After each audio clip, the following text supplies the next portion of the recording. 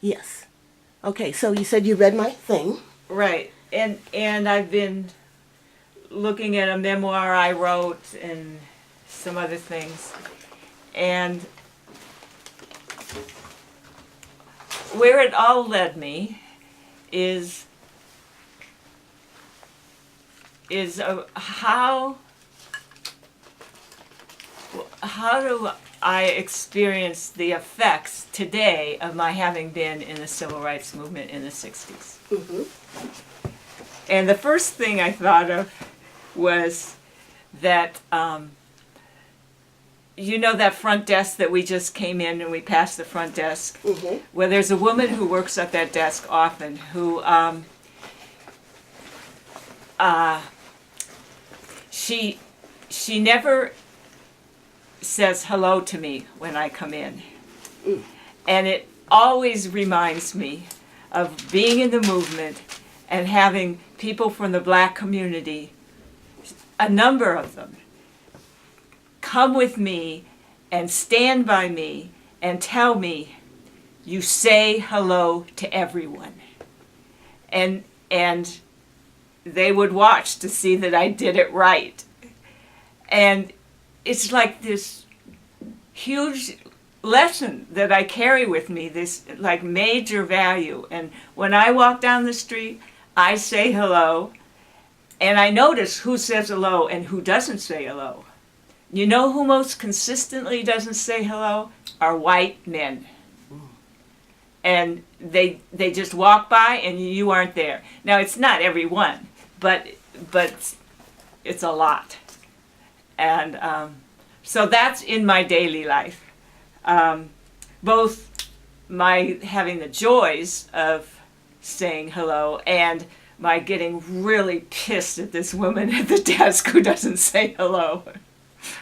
And I guess I want to tell you that recently I had this experience that meant so much to me and was such a joy.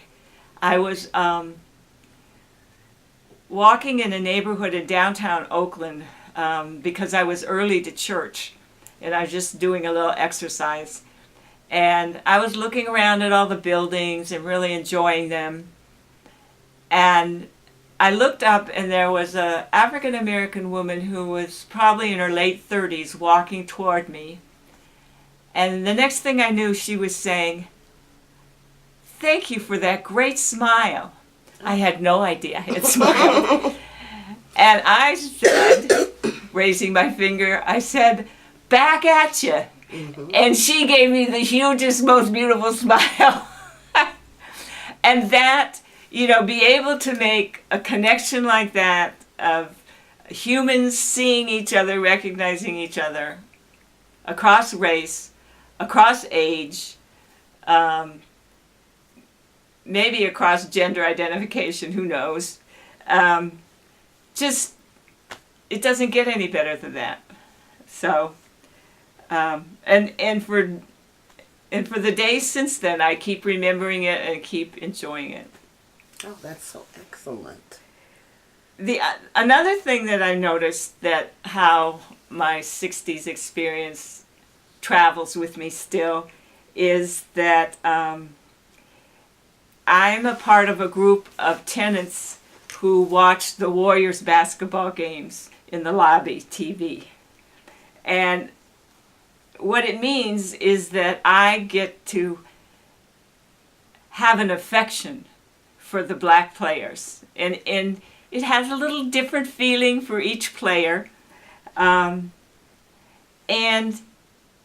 also, the way the Warriors play their game, it's a celebration of working really as a team and working as a community, what I learned about working as a community. And it not just being one famous person. So I get to have that in my life. Then I get to have up in the hallway these pictures of the Christopher Street West demonstration in 1972, which was in LA. And it was a celebration of it was a LGBT demonstration that celebrated the connection with black rights and the God, what was the name of the Stonewall riots in 1969 in New York. So that connection of history is up in the hallway where I live, and I go past it. Everybody goes past it, and there's a little placard of words that explains it, and there are two pictures. One of which says it has an older woman carrying a sign saying "Sisterhood feels good," which is a play on "Sisterhood is Powerful," which was an early feminist book, and the other picture is children holding signs saying, "None of us are free until all of us free."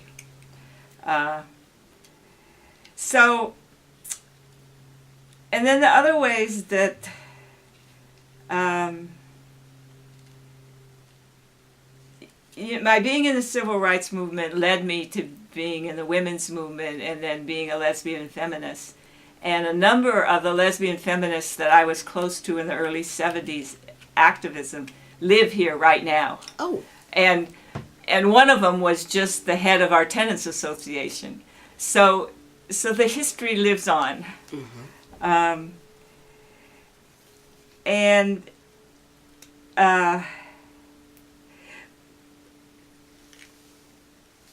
One thing that, and also outside of Strawberry Creek Lodge, I'm a member of the civil rights, the Bay Area Civil Rights Group.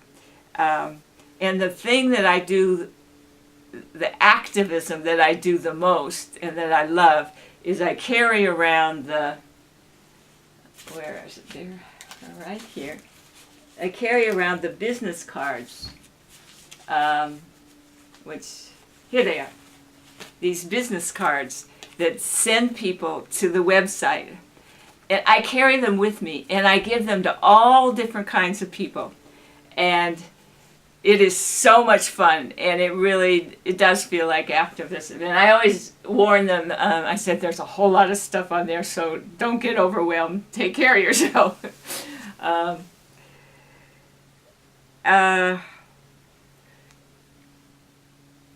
And my best friend is Chude, who is also a vet, and we've been connected since we were at Carleton College together, and we give each other a lot of support. And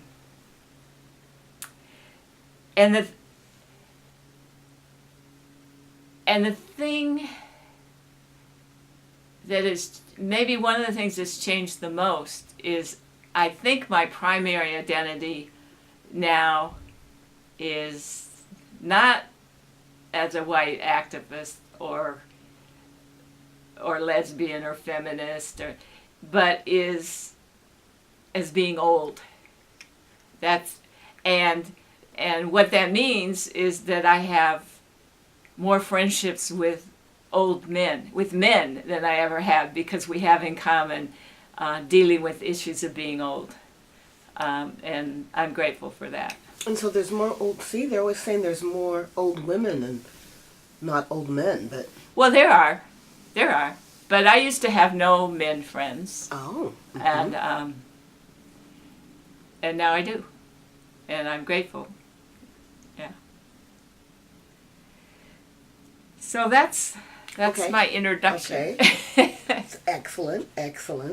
Yes, and you know what? I'm listening to you and I'm thinking, yes, this is exactly what I wanted.